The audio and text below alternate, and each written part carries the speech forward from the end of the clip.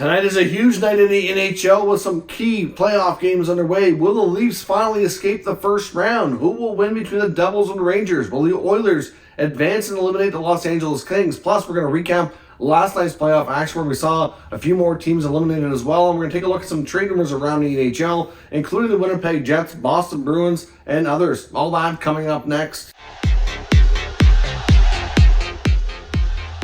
So welcome back to another video here at Top Shelf Hockey. As I mentioned, we have a lot to cover today. Let's first get started with previewing tonight's playoff action. We have some very important games tonight. We could see some more first round eliminations. For example, the Toronto Maple Leafs go down to Tampa to play Game 6 against the Tampa Bay Lightning. The Leafs, of course, held a 3-1 series lead, but could not close the series out in Game 5. They have another opportunity to do so tonight. It looks like they're going to be making some lineup changes. We don't have that confirmed as of yet, but based on morning skate, Sheldon Keefe wouldn't say much, but it looks like Timothy Logan might be coming in for Justin Hall, and it's suspected that Michael Bunting will be getting back into the lineup as well. Not 100% sure who's coming out. Most likely will be Lafferty or Aston Reese, but we'll see. Will tonight be the night the Leaf fans can finally celebrate and have the first time in almost 20 years to have a first-round series win? We'll see. Or the Tampa Bay going to continue to put the pressure and the stress on and force a Game 7 back home in Toronto in a few days' time. Should be very interesting and a highly entertaining game no matter what happens. So we'll see for that. Of course, the Rangers are trying to survive after taking the first two games in the series against the Devils, and it looked really good. The Devils changed goalies to Akira Schmid, and he's been lights out ever since. The Rangers also don't seem to be playing well, which is also favoring the Devils too. The Devils have won 3 straight games. As I mentioned before, the Rangers to me look like a collection of star players more than a team. I don't know that they really have the right chemistry. They just seem to be off their game. So we'll see. They need their star players to come through tonight. Zibanejad and Panarin have been quiet and have been struggling. They need to come through with some big games. Tarasenko and Kane, who were brought in at the deadline, they had some moments early in the series. They need some moments tonight to keep the series alive and force Game 7. The Edmonton Oilers, of course, are trying to vanquish the Los Angeles Kings. The Oilers certainly have had their issues with the Kings early in the series, have looked better the last couple of games. We'll see. Stuart Skinner expected to be in the net once again against Jonas Korpisalo. I know the Oilers are certainly looking to finish this out on the road rather than go home for Game 7.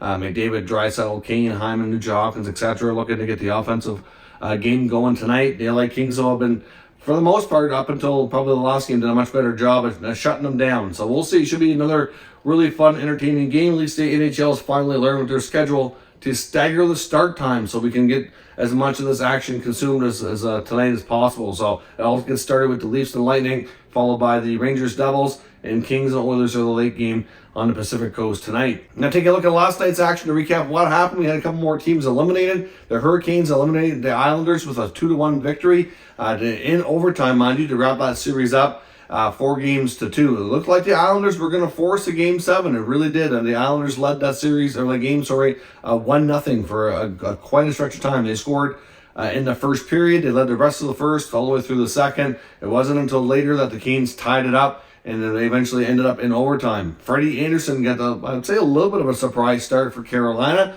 He was previously 0-8 in his last 8 playoff games trying to close out a series. So that streak is over. Most of it, of course, was with the Leafs. I know Leaf fans are hoping maybe since that curse has been broken, maybe the other curse will be broken and it'll impact them winning tonight too. I know for the superstitious, otherwise it really means nothing. But at the end of the day, Freddie Anderson didn't look the greatest at times. You could tell he was a little rusty. Looked to be swimming in the net a few times, but he battled and got through, which is the main thing. Sometimes it doesn't matter how you get it done, just that you did get it done. And he ended up making the saves when he needed to and keeping the game out. And to be honest, the Islanders and their lack of finish and lack of power play really is what did them in. Yet again, there was, I don't know how many times in situations I thought the Islanders were going to be able to go up 2, 3, 4-0, and they just could not capitalize. They could not finish it off. And that ultimately is what did them in. I do expect, after missing the playoffs last year and then barely getting in this year and going out in the first round, I would hope that the ownership there on Long Island sees that they need some change, and I suspect that's going to hopefully start in the front office and get this team retooled here. I don't think they're going to be able to rebuild. This is not a rebuilding team. You got Matthew Barzal signed long-term. They just acquired and signed Bo Horvat long-term. You have Sorokin signed for a while. You got guys like Noah Dobson that are young and obviously a big part of the future too. Like, they're not going to be rebuilding, but they need to do a bit of a retool and try to move on from some more unfavorable contracts and kind of rejuvenate this group to move forward, in my opinion. The Panthers surprised everybody again and forced Game 7 against Boston. The Bruins have not looked good the past few games. That one was a wild game with a 7-5 victory in Game 6, which is not something you typically see this late into the playoffs. Generally speaking, as playoff series carry on, usually it gets tighter and tighter. You don't usually see a 7-5 game, and it was back and forth all night. You saw Matthew Tkachuk had a couple goals. Pasternak had a couple goals. Bertuzzi had scored early for the Boston Bruins. The Panthers scored early. Brandon Montour. It was back and forth until Listerinen scored. I think it was around 5.5 or so minutes to go in the third period to take the 6-5 lead. And Boston pushed, but could not get the equalizer. They had the goalie out, and Bobrovsky and his mates in front of him got the job done. I do honestly wonder if Linus Ullmark is injured and trying to play through something. He has not been good for a while now, the past 3 games, and there's been some question marks around his ability to participate, like morning skates practices with the Bruins. And I do wonder. I mean, there was one game he was questionable, they said.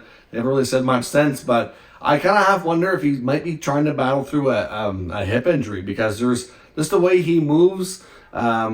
It just looks awkward, and it looks like he's sliding when he should be changing, just going about things differently. I don't know. I mean, I'm no goalie expert, but I've watched enough hockey to know that he just doesn't look right. And I think that there's an injury there, and I do wonder if they finally turn to Jeremy Swayman for Game 7.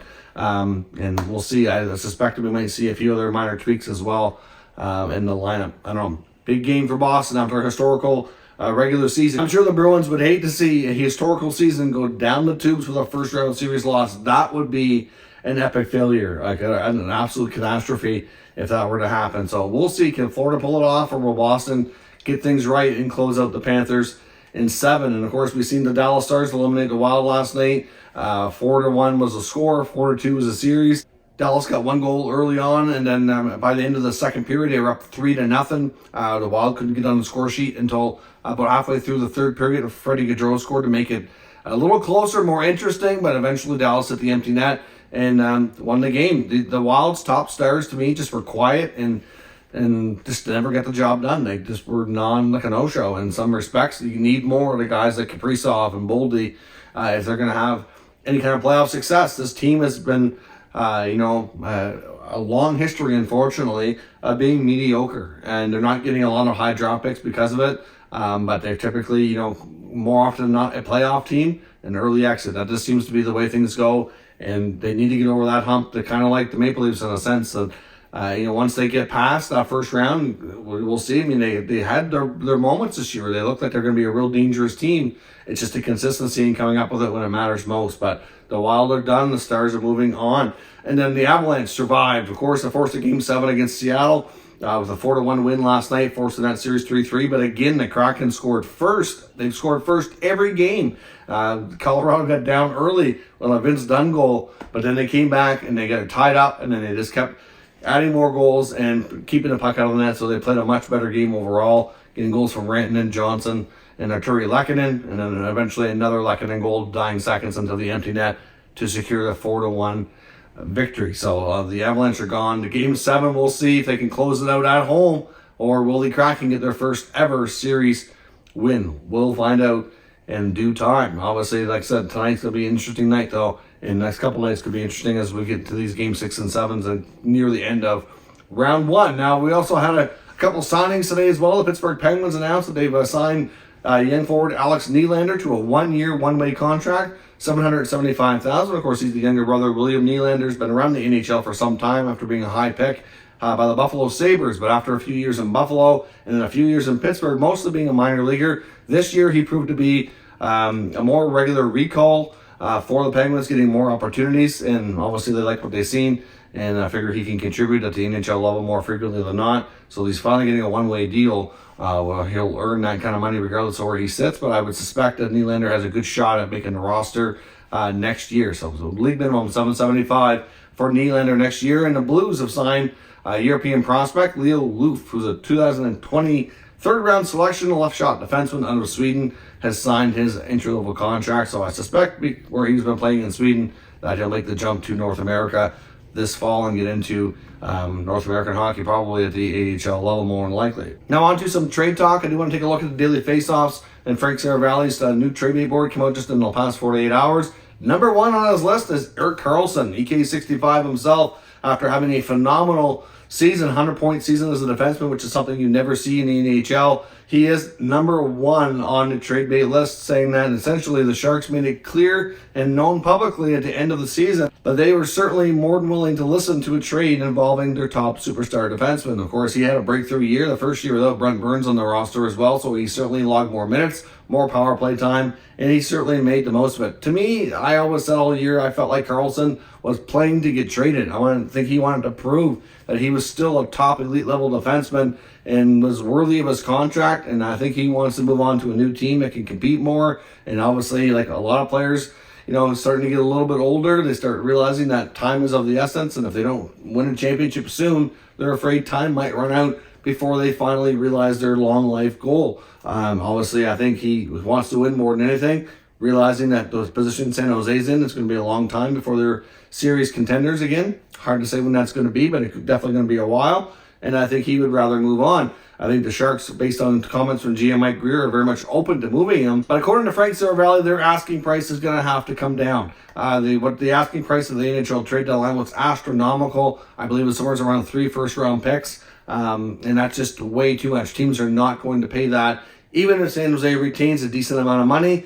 even if they knock that salary down to like, say, $7.5, $8 million or less, that's still a hefty salary for most teams to take on, given the fact that the cap has been pretty flat for the last number of years throughout the whole pandemic process here. We're probably only going to see a $1 million increase this year. It is possible we might go to $3 million increase, but that's not guaranteed. And if we do, it will certainly help teams maybe facilitate some extra trades. Seravalli himself said he expects the trade market to likely be quite interesting and probably more active than usual this offseason, given the fact that the free agent crop that's available on for UFA status is not very deep or not very interesting. There's not a lot of star power there. So obviously, teams looking to make moves and fill spots are more likely to look through trade than free agency.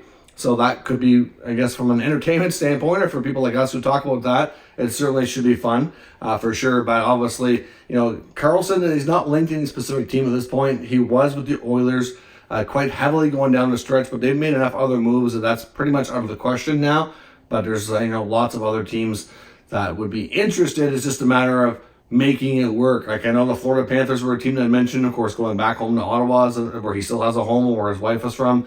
But I mean, again, they've spent so much money on all their young players that I don't know that Ottawa could do that now. It'd be, if he was a free agent, could sign a new contract, it'd be a completely different story. But at the same time, with what he's making now, it's going to be hard. But do expect chatter to pick up around Karlsson as we approach the offseason. Seravalli I agree with his thought here that the value on this guy is never going to be higher. If the Sharks don't trade him this summer, the odds of him getting traded at all during the remainder of the contract is going to drastically reduce. Because if he goes into this season, and let's say even if he still plays at a high level and only puts up 60 points, let's say, which is still really, really good, that's still a 40-point drop-off from last year. It's still going to reduce the chances that somebody's going to want to pick him up at $11 million, right? So the time is now, and we'll see. But he is the most anticipated player to possibly be traded this offseason. Of course, in Boston, they're going to be faced with a tight cap crunch as well because of the contracts that they signed for Patrice Bergeron and David Krejci. Of course, they took low salaries but had bonus structure. They're going to be forced with a $4.5 million cap penalty next year because of bonus overages. Now, if they had room in their salary cap, that money could have counted towards the season that just ended, but they did not. So therefore, it has to count towards next year. So they're going to be down $4.5 million right off the get-go, which is bad news for Boston when it comes to obviously filling out the rest of their roster. We don't know the status of Bergeron and Krejci. Will they want to play another season? Will they consider coming back again? Does the Bruins want them back another year? I would suspect Bergeron would be welcome to play longer. I think he's still a good Krejci. I don't know. I mean, he had a decent year, sure. In the playoffs, though, hasn't looked quite as good. I wonder if what he's dealing with. I know he's likely dealing with some sort of injury, but anyways, it's difficult to say. At the end of the day, though, they did pick up Tyler Bertuzzi and others at the trade deadline. And of all the players that they picked up, like Bertuzzi, Orlov, Hathaway, I think Bertuzzi is the player that they would probably be most interested in keeping to not be just a rental. So when you factor in trying to sign Bertuzzi, you get these bonus overages, it's likely that they're going to have to move somebody out to make some salary cap room. The two players that Frank has on his list for Boston as being cap casualties are defenseman Matt Grzelcyk and forward Taylor Hall. If you think about it, Taylor Hall is certainly not a bad player. He's been a good fit there. He has produced decent for his contract. But if you think about who they'd be willing to move versus not move, it's certainly, they're not moving Marchand, they're not moving Pasternak. At this point, the value they got on Jake DeBrusk, they're not moving him. They're not moving a centerman. Hall is the more likely candidate in the forward group that's making a decent amount of money who could give them that flexibility that they would consider moving. And Grzelcyk is, based on being a healthy scratch multiple times in the playoffs, I do wonder if his future is there or not. Of course, if Orlov doesn't re-sign, which is less likely given the fact of the tight cap situation, then maybe Grzelcyk stays. But one of those two guys is what Frank suggests is the more likely guys to go. And of course, we heard a lot of end-of-season media availability for the Winnipeg Jets today. Listening to Blake Wheeler and Connor Hellebuyck of the Winnipeg Jets, it's pretty clear to me that those guys likely are going to be moving on. Blake Wheeler spoke out against his coach, Rick Bowness, saying he did not like how the end-of-season media went for him in comments where he, said he was disgusted with the team and the lack of effort and all that. He wishes that would have been handled separately, differently behind closed doors. Connor Hellebuyck made it clear that he's not interested in a rebuild, that he wants to win a Stanley Cup, wants to compete, and that's really all he had to say. Asked him about contract extensions or his future. He was non-committal, but of course, he's like, very short time removed from being eliminated from the playoffs. My season just ended. I haven't had my final meeting yet with GM Cheveldayoff or anything like that yet, so I don't know the direction of the team, where things are going. Do they want me back? Where are we heading here? We have to discuss all that and figure things out. So at the end of the day, I think based on having 1 year left on his contract, it's just over $6 million. If the Jets need to go down more of a rebuild mode, which a lot of people suspect that might be the direction they go, you have to think a guy like Connor Hellebuyck is pretty likely to hit the trade market. You can see guys like Scheifele, Wheeler, Dubois all get traded as well. I mean, it doesn't mean that they're all going to move, but when they're all in 1 year left on their contract, it makes it a lot easier to wheel and deal and get some good returns. I mean, if they might be able to do a retool here on the fly and shake things up too. It's difficult to say, right? A guy like Hellebuyck, though, would probably bring in a great return. I mean, 29 years old, he's a workhorse. 1 year at $6.1 million. If you look at his last 6 years, the lowest save percentage he's had is .910, with the bulk of those years between .915 to .924. He's an absolute elite level Vezina quality goaltender who's consistently in the top 10 of the league in most goalie stats. So really, how often does a guy like that come on the trade market? Not very. So to me, most teams acquiring him would probably want to talk about an extension, but I know one team that's going to come up through social media. This is not a trade rumor that's linked by NHL insiders. This is just fans talking and theories, but I know I've seen people in Ottawa suggesting if they can't sign DeBrincat or if things are not going well, would that be a good move for both clubs, where Winnipeg could get themselves a good high-scoring winger and the Senators could get their missing piece in goaltending that they desperately need to take the next step as well. Both players are not signed long-term, so there obviously would be risk for both sides. I would imagine both teams would want to talk to the other player and see about a longer-term deal before they get to that point. If the Jets move out enough players, they might be more willing to pony up the money to sign DeBrincat long-term. I don't know. This is, like I said, this is just a theory or suggestion on social media. This is not connected by any means. It's just it's been clear as day through NHL insiders that Ottawa's goal is to improve goaltending in the offseason, and now we suddenly have an all-star elite level goaltender on the trade market that we know a little bit more likely to get dealt compared to some of the other names that have crossed the rumor mill here in recent weeks. So you kind of connect the dots and be like, you know what, that might make sense for both teams. It might be a good fit for both teams. It's difficult to say. At the same time, this might not be something we see at all, but it's a theory out there. I don't know. Hellebuyck, to me, is going to draw a lot of interest if the Winnipeg Jets have to trade him. And if he tells the Jets that he's not interested in a rebuild and doesn't want to really sign longer term, I think they're going to be forced to kind of to make an offer on the trade market and see what they can get for him. I mean, we could see drastic changes in Winnipeg this year. There's a lot of teams in this boat, and I think we could see teams wheeling and dealing a lot here once the Stanley Cup's awarded. So let me know your thoughts on a potential Connor Hellebuyck trade. Do you think a deal with the Senators for a player like DeBrincat makes sense for both clubs? Let me know your thoughts down in the comments. We'll discuss further. If you're new to the channel, make sure you subscribe and stick around. We'll keep you up to date with the latest news, rumors, and analysis of all 32 NHL teams. Thank you for watching, and I'll catch you next time.